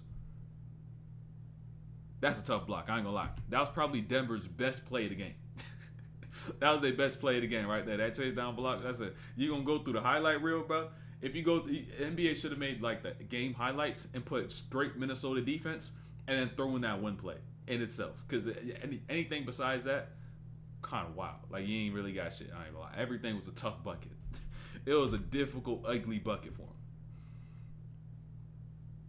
And now Alexander Walker. This is immaculate defense. I gotta speed this one up too. This is a lengthy clip. So notice this. Look. Off the rebound, Alexander Walker picks up full court. Notice what he does, right? He picks up full court. He gets beat. When y'all get beat in these scenarios, you decide to ride your defender's hip all the way up the floor. Watch what Walker does, right? He just instead hollows out so then he could get back in front while Murray sought contact. And as he did that, the double team came. And notice the discipline on the double team. And tell me, does anybody reach? Hands showing the whole time. Straight jacket. Took away 12 seconds off the shot clock. Damn near 12. About to be 12 seconds on the shot clock. Gave it up to Reggie Jackson. Now Jamal Murray gets it back with 7 on the shot clock. And now watch what they have. This is the first time they run any sort of action within the amount of time allocated on the clock. So now, Alexander Walker here, comes off the screen, McDaniels, boom. You see 2 once again. You got 4.4 left. You switch back. And now guess what? You throw this to the corner. You hoist some bullshit up, side of the glass. Another shot clock violation.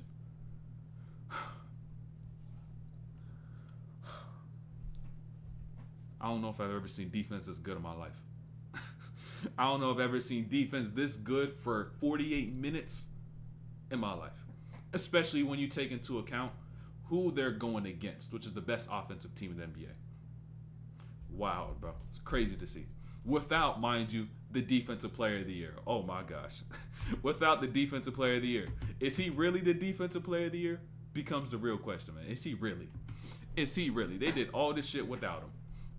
Without him being on the roster. That's crazy. He decided to go see his baby be born. I can't really, it's hard to even knock that when you think of it from a life perspective, but from a hooper perspective, it's like, yo, what the fuck you doing? But at the same time, they did this shit without him regardless and got the dub. So it's like, damn, you should low-key go see your kid every single day. Fuck around.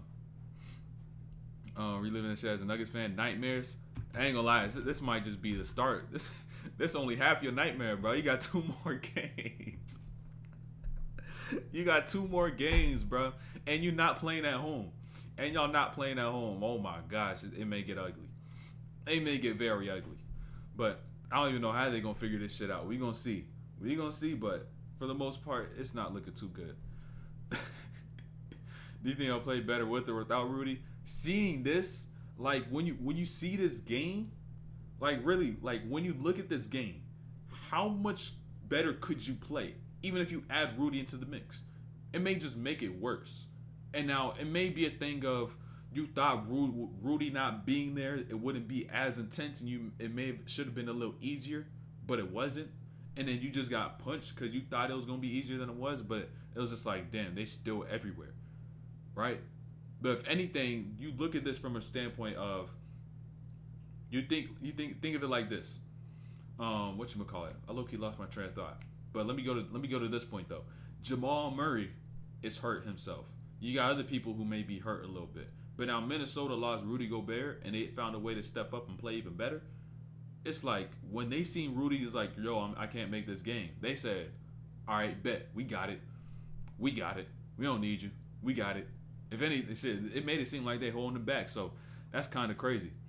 That's kind of crazy. So the fact that even Jokic had about 16, like he's going to have to really score. He's going to have to really score. So I want y'all to even peep this as well here. So look at Alexander Walker. You seen him working defensively, right? The whole possession. You seen him working. So I think this is the next possession down too. So if Nickeil Alexander Walker's working that hard defensively, you have the right to pull any shot you want at certain times, right? And this isn't a bad one. So watch him, right? Look at Walker. He points to that weak side. Look at Jamal Murray. He turns to that weak side. And what does that allow Walker to do? Come off this pin down, and then he ends up catching right here. I got to hoist one up just because I'm putting in so much effort in defensively. I miss it. But this is where a lot of y'all defer from a player like Alexander Walker. He just bricked that right there, called his own number on a shot that might have been a little unfiltered. But what is he going to do the next defensive possession down, right? He's got Aaron Gordon, and he said, all right, bet, next play, I'm not going to worry about my past play. I'm going to worry about my present play. Boom. Watch the defense. Watch the defense. Move to the right. Boom. Beat him to the spot. Going left. Beat him to a spot. Showing hands. Swipe down where the ball be. Help defense come over. Block. Y'all got to make sure that whatever happens on the offensive side, whether it's good or bad, you give your maximum effort on the defensive side. And that's the ultimate key if you want to be able to remain in games. Because basketball is 50-50. Offense and defense. But yet when you go work out in the summer, it's 99-1. Meaning that 1% of defense that you play is coming from when you play against other people. It's kind of crazy to me. I really be thinking about it. It's like, it's kind of crazy. Like, not to say that you should be sitting there 50-50 splitting offense and defense, but defense need a cool 25. Even if you're bad, that shit damn near might be 50-50. You know what I'm saying? It really should, but a lot of people don't even think about shit in that manner. But people should. So, let me talk about this play as well. You got to understand this, right? This right here is how simple y'all should play offense. Jaden McDaniels drives into the paint. He pulls in Jokic. He kicks out to Alexander Walker. He gets a closeout, pump fake. He gets left, gets into the paint, pulls in Jokic, kicks to the corner, pump fake. He gets into the paint. Jokic still sitting back his lazy ass. And now Alexander Walker gets right back. Boom, shot, bucket. Get the ball in, kick the ball out. Get the ball out. You got a shot? Nope. Get the ball in. That's simple. But then a lot of people want to be ball killers. They want to catch. They want to jab. They want to pump fake, pump fake, pump fake. Hit them with a KD size up for a second off the catch. And then they want to get into a step back. And then they're like, oh, shit, I got nothing. And then they pass it up and the defense is right back set. Keep that shit simple, bro. Keep that shit simple. And now here, too. This is how you know he locked in. Notice this too. This is how I know locked in. He had this celebration, right? Turned to the crowd. He said, oh, shit, I got to play defense. Pick right back up on Jamal Murray. You thought I was going to leave? You thought this was going to be easy? We right back to it. We right back to it every time, too. Every time. And I want y'all to notice Reggie Jackson on this. I want y'all to notice Reggie Jackson. This is more so of an offensive thing, more so than a defensive thing, right? Really pay attention to what's about to happen, right? So, this what happens when you decide to read an action instead of reading the floor. Reggie Jackson comes off the screen, and then he turns to that left side to read Kyle Anderson and Jokic, but in doing so, you now end up driving, and you missed out on the perfect opportunity. Let me go back, right? Because realize, if he decided to come off the screen and see the floor, he would see Aaron Gordon's wide open right here because Cat and Michael Porter Jr. Cat and McDaniels did not communicate on Michael Porter Jr. You lob that to the front, that's a 2. But since he turned left instead of turning forward and using his peripheral, guess what happens out of this possession? Minnesota taps right back into their defense. And on the closeout, McDaniels gets down. Cat on the closeout. You try to get into your step back. Boom, we stay down on that. Give it up to KCP. Aaron Gordon trying to come and chase that. Boom, turnover. Turnover. Played right into the defense because you did not look where you needed to look.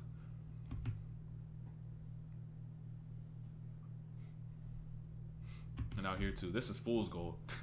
Look, pay attention, right? Aaron Gordon got Kyle Anderson. Boom. He got across and got past him. He's got a lane.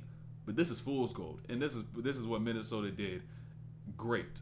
Is that even though this player got beat, help defense coming over, you seeing bodies at the rim. That's a probably 44-inch vert at a 6'5 player, probably 6'10", 11 wingspan. Contest at the rim, everything. You ain't getting nothing easy. Nothing easy. And now Ant gets down, and I want y'all to pay attention to this. Pay attention to this. I forgot to even mention this for a second, right? Watch the Denver Nuggets' transition defense and compare this to Minnesota, what we're about to see after. So, right, Ant gets this. You got Jokic backpedaling. Can't backpedal very fast.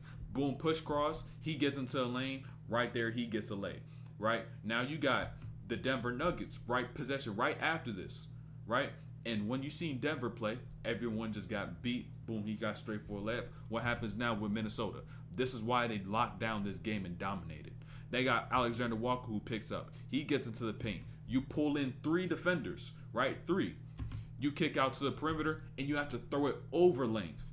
You got to throw it over length. I'm trying to tell y'all. This is why length matters. No diddy, right? And so he gets here over Ant, who's jumping 40-inch vert, 40 plus, 44-inch vert. Kyle Anderson, wingspan, boom, right there. McDaniels close out to the corner. He stunts, but then it's like, oh shit, we just left him an open lane. We don't panic. We don't panic, right? Alexander Walker steps over. You try to spin, and then we just end up hustling and just getting a hand up, and then end up getting this rebound and securing the stop. That's defense for you.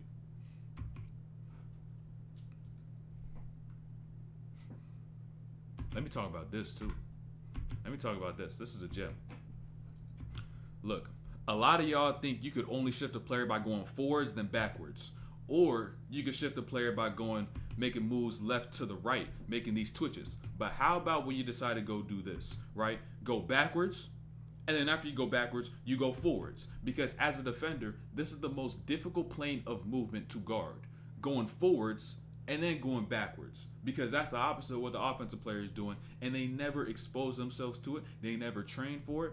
And so now Ant is able to get downhill and get a lay for it. No rim protection either. Jokic not protecting the rim. He ain't doing that. That's not his duty. That's not what he do. Getting cooked.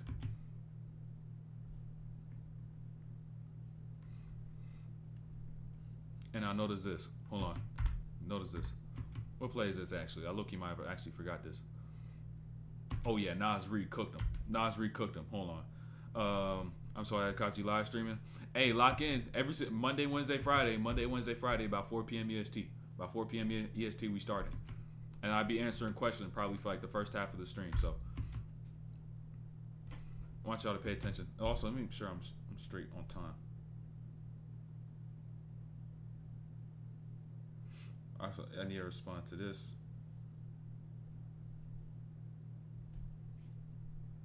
Okay, I gotta go pick up my car in a little bit, but we got how many minutes left of clips? Boom. Got boom. Come on at.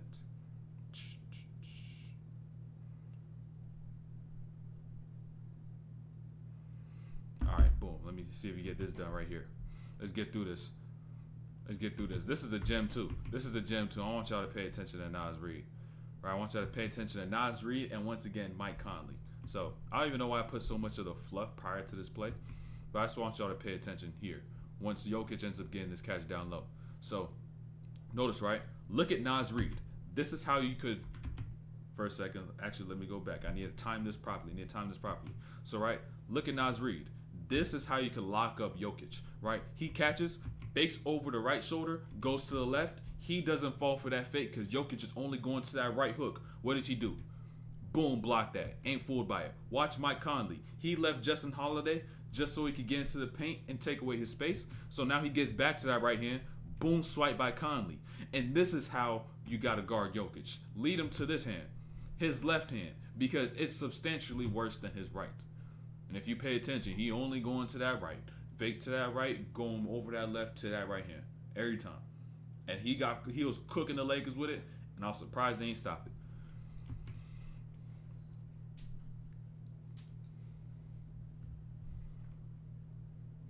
Now right here too, this is a gem. This is the team scheme and how sharp they are was like shocking to me. It was shocking. So really watch this, right? Look. Watch this with this action over here, right? So you got Holiday stepping up with the screen with Conley. They trying to get Conley on Jamal Murray, but the Wolves not having it, right? And so when Conley decides to hedge, watch how fast he gets back. He sprints back, so now Alexander Walker has the room to be able to chase over the screen, and as a byproduct of that, of being able to have that room, he's able to now clear that screen and watch that left hand. Stop that pocket pass, and they get the turnover. Get this down in transition. And guess what you get rewarded for? Because the effort you put in defensively, not just on that play, but the whole game. Transition three from that left wing, bucket. But this is a real defender. He's celebrating, right? He's celebrating. He canceled his celebration just so he could go back and play defense. That's a motherfucker who love to play defense. That's somebody who's locked in, who's really trying to win the game. And y'all got to understand, this series might get ugly. It might get even uglier. Oh my gosh. Immaculate defense. It's insane. But pay attention. More gems. So watch Mike Conley right here with Justin Holiday. Jokic gets this catch, and then Justin Holiday cuts through. He decides to read the action and decide this is what great defenders do, which is decide to go and blow up plays according to what's actually going on and not getting fooled by this foolery, right? And now he gets on that elbow, strips Michael Porter Jr. clean, throws it down to Ant. And then guess where they get? Another two. Make that 28. 28-point lead right there at halftime.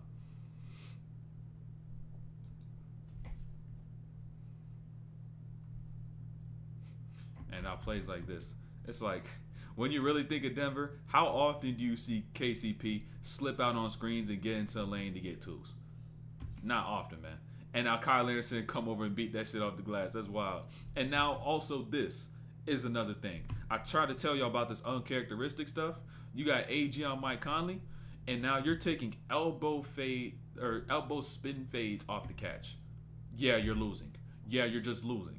Because we already have broke your shield. Y'all had no shield, bro. We broke your shield, now it's just GG's. It's just a beating. It's just a beating at this point.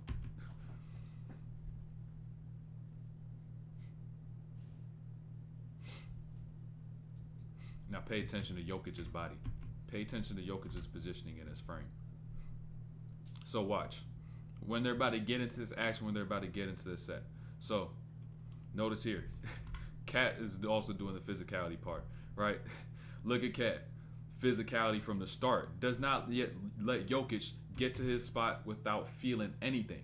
No diddy, right? And Jokic makes his catch with his chest face towards that sideline. And now on the weak side, that tells Mike Conley, if I even decide to go and help, you can't skip that to the corner to my man.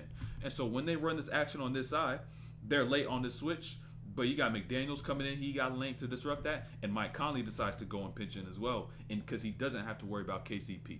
And now you get up here to the top of the key with Jamal Murray and Kyle Anderson, who's known as Slow-Mo. And just knowing his name is Slow-Mo, it's like you should be able to get past him off the dribble. You should blow by those. But what he's going to do now is play according to his length. So now he rejects that screen, stays in front, boom. Rescreen, watch how he utilizes the wingspan, right? Boom. Picks the pocket right there, disrupts the whole rhythm, but now I want you to shift your focus over to McDaniels. Shift your focus over to McDaniels, because notice what happens over here on this dunker. Gordon begins to clear out. Jamal Murray begins to regather the ball, and now he's just rushed because we got 5 seconds on the clock. Clock's going in the back of my mind, so I got to go and do something. And McDaniels hops over, does not leave, and you see 3 bodies, and you cannot pass over this at all. You cannot pass over it. GG's, you clamped up, you locked up. Jokic gets it, you get blocked, and guess what? Shot clock violation once again. This display defense is immaculate, bro. Immaculate. I don't know if we'll see this again.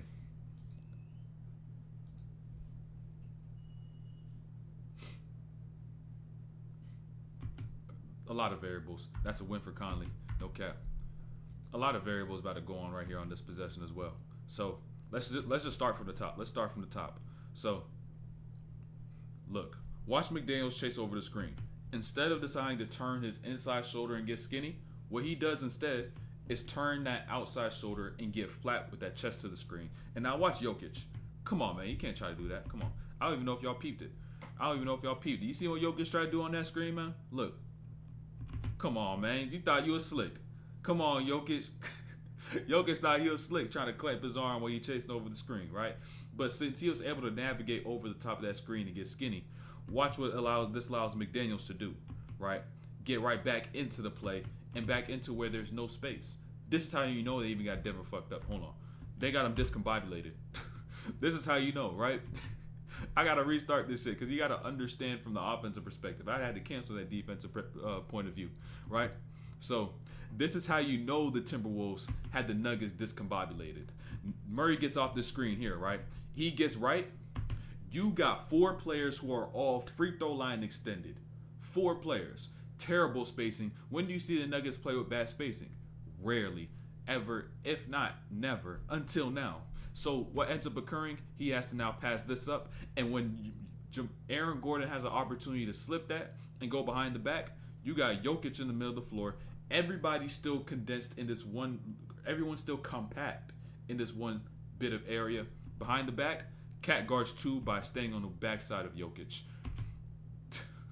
Come on, man. That's just wild. That is wild, man. Immaculate defense. And also I want y'all to notice this, too. KCP is known as a shooter. But when a shooter has no rhythm, they damn near not a shooter. And so this is the third quarter, damn near halfway. KCP takes his curl, his first 3 of the game, and he breaks that. No rhythm. It's been tough for anybody on this team to get rhythm. And now notice, you see, look at Jokic, right? Jokic picks up on Alexander Walker. Kyle Anderson turns to that left side. He has a gap. Jokic, he cannot play in rotation. Catch and shoot opportunity, easy, wide open threes. They've been taking advantage of that shit all night. Jokic being in rotation and having to guard shooters. That's what I think that's what really makes this shit so tough to do.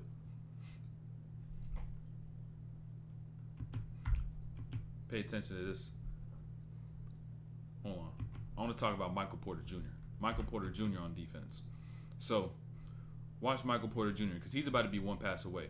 And so, when Ant gets this catch, Michael Porter Jr. is 1 pass away and Ant's got a mismatch. So, Nickeil Alexander-Walker, he clears out. But when Michael Porter Jr. goes to his elbow to show two, watch his body positioning. He's now chest to ball. And now in doing so, what you have to go do, close out to Naz Reid. That's inefficient, right?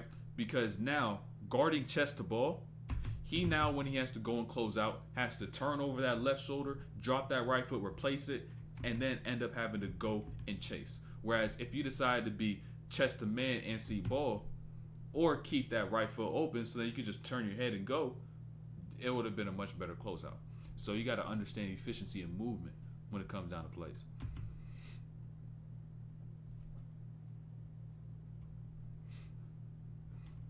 Now this is low-key funny too. This is tough. Yeah, if he's not shooting and not like getting shots, he's just gonna get cooked defensively because he's guarding Ant and shit. So if he's not adding anything there, it's tough to do anything at all. All right, let me also do this right quick. I need to text my brother something.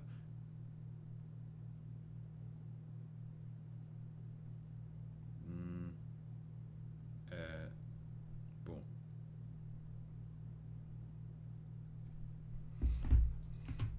All right, let's get busy though. Let's get busy. Let's once again talk about this defense. Let's once again talk about the defense.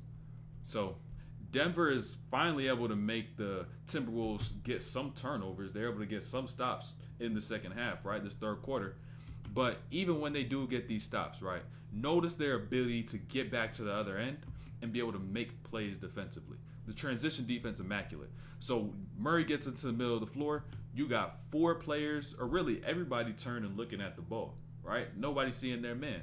And so he kicks this out to KCP at the top. Now watch Monte Morris. This is just playing smart. It's how you should play defense, right? He closes out in the line of the pass, so now he can't swing that over to Holiday because that's really his only option at that point. And in doing so, it's like, shit, we could even get that. And watch KCP do something uncharacteristic. When do you see KCP for Denver decide to go from the top of the key off a live ball dribble, attack the rim, and try to get a bucket, right? You probably ain't never seen them do that once their entire title run. But now they're doing it now because they got punched in the face.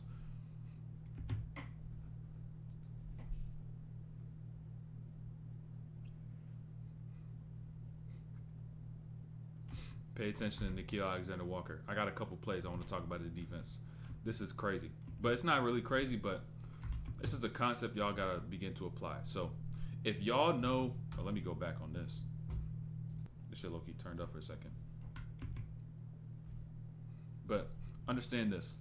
If y'all just know offense and how players will get to certain spots and what they'll do when they get there as you guard them, just thinking as an offensive player when you make those moves, it's going to make defense easier. Because when Nickeil Alexander-Walker gets clipped on the screen and he's out the play, right? He's on Murray's hip. The only play he could make is a play on the ball. And on the ball, understanding where the ball is going to be, because when you try to gather and you bring that ball to your midline, I swipe down, boom, it goes off of you out of bounds. They called it a foul, it got overturned. Pay attention. Because he brought that ball to that midline while he tried to make that step into the middle of the floor. And now as an offensive player, you could counter by putting the ball up here, but not a lot of players do that.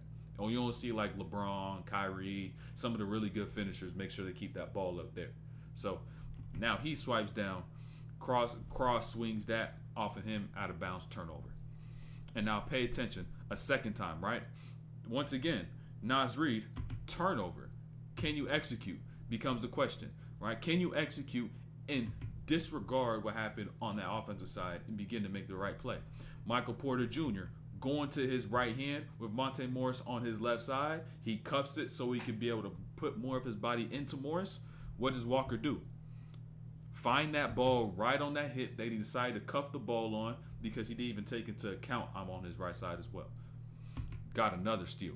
If you know how players, if you just simply understand offensive movement and moves, you'll be able to make more plays defensively. You just got to literally flip it.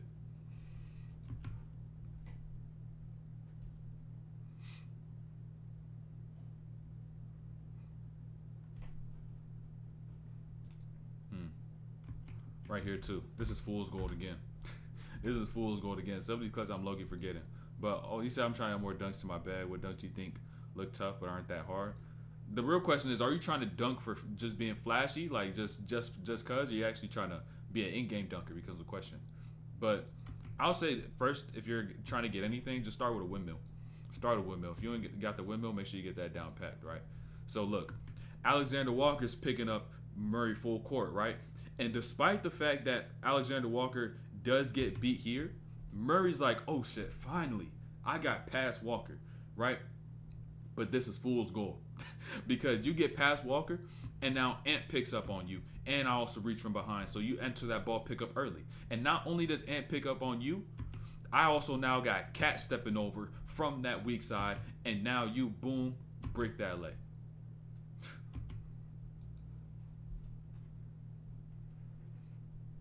And now pay attention to Naz Reid.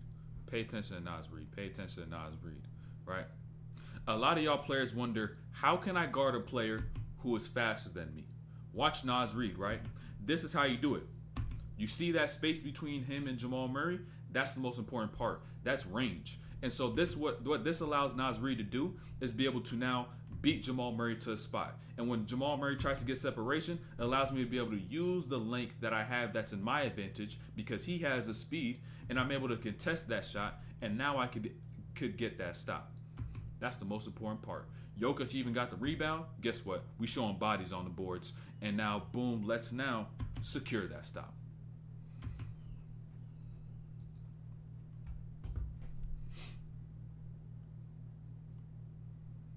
Now, right here, this is where Ant Loki cooked with this. We playing outside, any tips? Make sure you don't fucking fall or some shit. Playing outside, that shit could get tough. That shit could get ugly.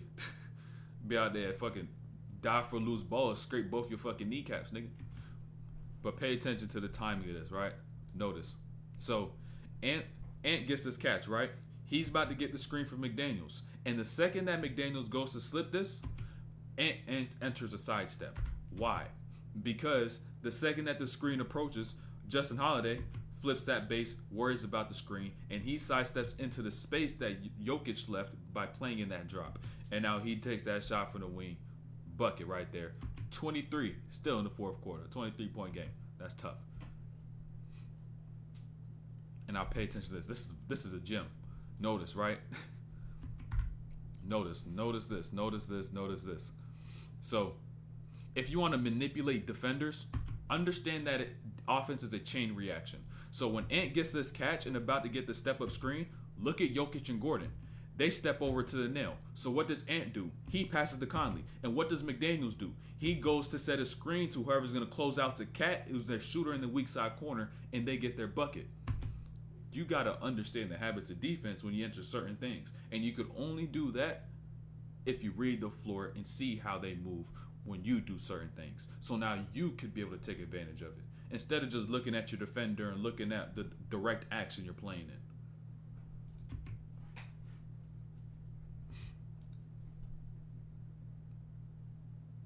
And now pay attention. Ant's low-key about to start cooking offensively. This is something basic, but I just need to reinforce this concept, right? So Ant gets right? And now Naz Reid's in the corner. Naz Reid clears out. And now understanding that everything is to the left side of me, what do I do once Michael Porter Jr. turns his head and begins to clear out? Work left, get myself back right, because there's no help that way. Boom, right there, and one bucket. And now this is wild. This is low-key wild. This play was wild. This is crazy. So notice the situation. What is this right now, right? What is this? In this transition situation. So notice. Right now, actually, let me go back a little bit. And I may even speed this up. Now I'm going to go 0.67. We keep it right here. So, right now in transition, Denver has a 4-on 1.5. Down, Jokic passes this to Gordon. Gordon throws this between his legs to MPJ. Guess where the ball goes? But most importantly, look at the body language, right? Notice this. You got 3 teammates all hanging their head. That's how you know a team is defeated. GG's, my boy. And now late game, they try to throw Jokic on to Mike Conley just to see, all right, what could we do with this? What type of, could this work? Could we put Jokic on Conley? you should know damn well that shit not gonna work. Clear out, flatten out, get towards that baseline, right? Look at the clock, you know what I'm saying? Wait for the timing, and now boom, let me circle around. Boom, Varejao out that screen. Jokic not even protecting the rim, even if he attacked the same side. Ant gets that lay right there and then. And that right there is a defensive masterpiece. And if you want to learn how to improve your own defense, this week in the Patreon, I'm about to drop a defensive workout just for this breakdown. You know what I'm saying? I'm going to show y'all how you need to move, how you must open up your hips, how you got to get better moving laterally, improving your groin length so you can open up your hips. Little details like that. Drop the gem right quick. But if you want to get that defensive workout, even a level 2 to this breakdown, make sure you tap into that Patreon at the top of the chat, top of the description, and make sure that y'all also sacrifice your present self and invest into your future self and do everything you need to do to get to where you're here to be. So discipline or regret, you choose.